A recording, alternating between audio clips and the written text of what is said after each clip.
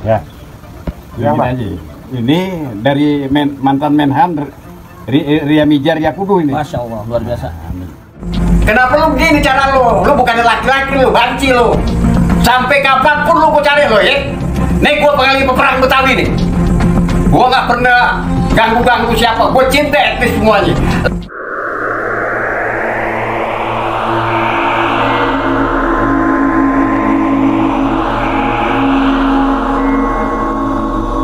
Tanah Abang adalah salah satu pusat perdagangan tekstil terbesar di Asia Tenggara, dan tempat ini memiliki daya tarik unik bagi para preman atau bandit. Hal ini terjadi setelah pemerintah terlihat tidak mampu mengendalikan pasar yang mulai semrawut dan tidak teratur. Dalam kondisi tersebut, berbagai kelompok preman dari berbagai etnis dan daerah mulai masuk seolah-olah untuk membantu merapikan situasi di Tanah Abang. Istilah preman sendiri berasal dari kata freeman, yang berarti orang yang bebas, dan keberadaan mereka seringkali dipicu oleh rendahnya tingkat pendidikan dan kurangnya keterampilan yang membuat mereka sulit untuk berkembang secara ekonomi. Namun, ketika tindakan premanisme berujung pada kekerasan, pihak kepolisian memiliki tanggung jawab untuk menindaklanjutinya. Banyak dari kelompok preman ini memperoleh penghasilan dari jasa keamanan yang mereka tawarkan, seperti dari area parkir dan kebersihan di sekitar pedagang. Akan tetapi, tidak jarang mereka juga melakukan pemerasan untuk mendapatkan uang dengan cara yang tidak sah. Salah satu preman yang paling terkenal di Tanah Abang adalah seorang pria dengan julukan Hercules, yang memiliki nama asli Rosario de Marshall. Hercules seringkali berurusan dengan polisi karena keterlibatannya dalam berbagai tindakan kriminal, mulai dari pemerasan hingga penyerangan terhadap petugas. Ia diduga menjadi otak di balik operasi pemerasan yang melibatkan puluhan preman yang menguasai lahan dan menekan pemilik rumah atau toko, termasuk yang dimiliki oleh PT Nila Alam di Kalideres, Jakarta Barat. Sejak sekitar tahun 1980, Hercules dan kelompoknya telah aktif di kawasan Tanah Abang. Dari segi fisik, Hercules pada saat itu tidak memiliki postur tubuh yang besar atau berotot. Dengan rambut ikal dan tubuh yang kurus, ia juga memiliki kondisi fisik yang cukup unik. Tangan kanannya hanya sampai siku dan menggunakan tangan palsu. Sementara satu mata Hercules adalah bola mata palsu karena ia pernah terkena tembakan di bagian wajah, di mana peluru tersebut menembus hingga ke belakang kepala. Pria berambut ikal ini, yang dikenal dengan nama Hercules, memiliki reputasi yang sangat kuat sebagai sosok yang berani dan tak kenal takut, sehingga seringkali ia berhasil lolos dari situasi-situasi yang mengancam nyawanya. Keberaniannya yang luar biasa membuatnya sangat disegani oleh banyak orang di sekitarnya. Dalam salah satu insiden paling mengerikan, Hercules diserang dan dibacok sebanyak 16 kali di berbagai bagian tubuhnya oleh sekelompok musuh. Meskipun mengalami serangan brutal tersebut, ia berhasil bertahan hidup dan selamat. Karena serangkaian peristiwa mengerikan yang menimpanya, Hercules pun dijuluki sebagai sosok preman yang seolah tidak bisa mati. Sebelum mengadu nasib di Jakarta, Hercules menghabiskan waktu di Timur Timur, di mana ia terlibat dalam berbagai aktivitas. Di sana, ia banyak bekerja sebagai tenaga bantuan untuk operasi militer yang dilakukan oleh Tentara Nasional Indonesia. Dalam perannya tersebut, Hercules bertugas sebagai penjaga gudang amunisi bagi tentara Indonesia, yang saat itu sedang bertempur melawan pasukan Fretilin di Timor Leste. Namun, dalam situasi yang penuh risiko tersebut, Hercules mengalami musibah yang sangat serius. Tangan kanannya nyaris putus akibat kecelakaan. Kejadian ini membuatnya harus segera diterbangkan ke Rumah Sakit Gatot Subroto di Jakarta untuk mendapatkan perawatan medis yang memadai. Saat itu, Hercules sedang menjalani perawatan di Rumah Sakit Pusat Angkatan Darat RSPAD Gatot Subroto yang terletak di Jakarta Pusat.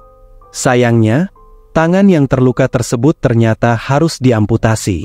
Merasa tidak tahan dengan proses perawatan yang berlangsung di rumah sakit, Hercules akhirnya memutuskan untuk melarikan diri dan memilih hidup sebagai gelandangan di kawasan Tanah Abang. Pada tahun 1987, Hercules memasuki Tanah Abang, dan disitulah dimulainya perjalanan hidupnya sebagai seorang preman. Di awal kedatangannya, Hercules tinggal sendirian di kolong jembatan, tanpa teman atau keluarga di sekelilingnya. Pada saat itu, ia tidak mendapatkan rasa hormat yang layak dan sering terlibat konflik dengan preman-preman lain di daerah tersebut. Kondisi ini memaksanya untuk selalu membawa golok panjang kemanapun ia pergi sebagai bentuk perlindungan diri. Hercules memegang teguh prinsip hidup yang keras. Daripada saya dibunuh, lebih baik mereka saya bunuh duluan. Kalimat ini menjadi mantra hidupnya, mencerminkan sikapnya yang berani dan tanpa rasa takut. Bahkan setiap malam, Hercules selalu tidur dengan golok yang siap di tangannya, siap menghadapi segala kemungkinan yang bisa terjadi. Pada saat itu, situasi di Tanah Abang sangat rawan terhadap tindakan kriminal.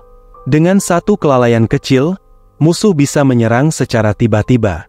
Hampir setiap hari, kawasan Tanah Abang dipenuhi dengan pertikaian dan pertengkaran antar preman, menciptakan kondisi yang tegang dan berbahaya. Seiring berjalannya waktu, perlahan-lahan, Hercules mulai mampu mengalahkan satu persatu lawan preman lainnya yang ada di sekitar, sehingga ia mulai mendapatkan rasa hormat di wilayah tersebut. Hercules, yang pernah dijatuhi vonis penjara selama 8 bulan karena kasus penyerobotan lahan, bertekad untuk memperbaiki kehidupannya setelah keluar dari penjara. Ia kemudian mulai mengelola perusahaan perikanan yang berada di Muara Baru, Jakarta Utara. Kini, Hercules telah mengalami perubahan yang signifikan dan banyak orang semakin menghargainya. Ia bahkan mendapatkan pujian dari pensiunan kepala polisi, Inspektur Paul Ike Edwin, yang mengatakan, "Ini luar biasa, Hercules. Ternyata, semakin bertambah usia, semakin bermanfaat. Semakin tua usiamu, semakin dicintai orang lain. Semakin banyak orang melihatmu, semakin banyak pula yang mencarimu." Jika kita menelusuri kembali ke masa lalu, Hercules rupanya pernah mengalami kekalahan dari seorang empu Betawi yang sangat terkenal. Nama asli empu tersebut adalah Bapak Muhammad Yusuf Muhi, yang lebih dikenal dengan julukan Ucu Kambing. Ia merupakan salah satu empu yang paling disegani di Tanah Abang, dan juga dikenal sebagai Panglima Perang Betawi. Ucu Kambing mulai terkenal setelah berhasil mengusir kelompok Hercules yang sebelumnya menguasai kawasan hitam di Tanah Abang, sehingga menambah reputasinya sebagai sosok yang dihormati di kalangan masyarakat. Namun, Ucu Kambing tidak ingin disebut sebagai preman. Saat ini, ia lebih dikenal sebagai empu Betawi, sosok yang pernah memiliki pengaruh besar dalam menguasai tanah di kawasan tersebut. Bahkan, karena ketenarannya, ia mendapatkan julukan Panglima Perang Betawi. Ucu Kambing pernah menggunakan kekuatannya untuk menghadapi berbagai preman di Tanah Abang, termasuk Hercules, yang menyebabkan Tanah Abang akhirnya berada di bawah kendalinya. Ucu Kambing menceritakan berbagai pengalamannya selama menjadi penguasa di Tanah Abang.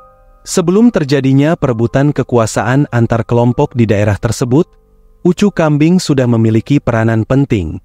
Bersama dengan pemuda-pemuda lainnya, ia berhasil membersihkan kawasan Tanah Abang dari berbagai kerusuhan yang sebelumnya melanda. Ucu Kambing dan para pengikutnya telah menjaga kawasan Tanah Abang dalam waktu yang lama, terutama setelah peristiwa 30 September 1965 yang mengakibatkan tewasnya beberapa jenderal TNI Angkatan Darat. Kemudian, pada tahun 1998, Indonesia mengalami krisis mata uang yang disertai kerusuhan di berbagai tempat, terutama di ibu kota DKI Jakarta. Namun, Tanah Abang adalah salah satu wilayah yang berhasil terhindar dari kerusuhan tersebut, berkat upaya Ucu Kambing dan rekan-rekannya yang menjaga pintu masuk Tanah Abang dengan ketat. Meskipun telah menerapkan pengamanan yang ketat dan berhasil menjaga kawasan Tanah Abang dari kerusuhan, Ucu Kambing mengakui bahwa ia tidak menerima penghargaan atau pujian apapun. Ia mengatakan, kerusuhan terjadi di mana-mana, tetapi alhamdulillah tidak di Tanah Abang. Kami yang menjaga, kami memberikan keamanan kepada anak-anak, meskipun kami tidak mendapatkan balasan apapun. Ucu Kambing juga menceritakan bagaimana ia pernah mengalahkan kekuatan Hercules, berhasil menyingkirkannya dari Tanah Abang. Setelah itu, Ucu Kambing mendirikan sebuah organisasi bernama Perkumpulan Keluarga Betawi Tanah Abang, atau disingkat IKBT. Asosiasi ini diakini memberikan layanan keamanan di Tanah Abang, hingga ke ujung Jakarta Barat. Bahkan, Ucu Kambing sempat mencegah masuknya pasukan maut ke Jakarta sebelum Presiden Abdurrahman Wahid, yang akrab disapa Gus Dur, digulingkan pada tahun 2001. Namun, berkat arahan Gus Dur, kerusuhan tersebut dapat dicegah dan tidak terjadi. Ucu Kambing dengan tegas menjamin bahwa selama ia menguasai Tanah Abang, kawasan tersebut akan bebas dari preman. Ia menyatakan bahwa jika ada preman yang ditemukan, mereka akan dipanggil untuk dilatih dan tidak dijadikan musuh. Inilah kisah antara Hercules dan Ucu Kambing, yang pernah menjadi penguasa dan pengendali di Tanah Abang. Jika ada ketidakakuratan dalam informasi dalam video, atau jika ada sudut pandang yang berbeda, silakan berikan komentar di video ini. Sampai jumpa kembali di video selanjutnya. Jangan lupa like dan subscribe.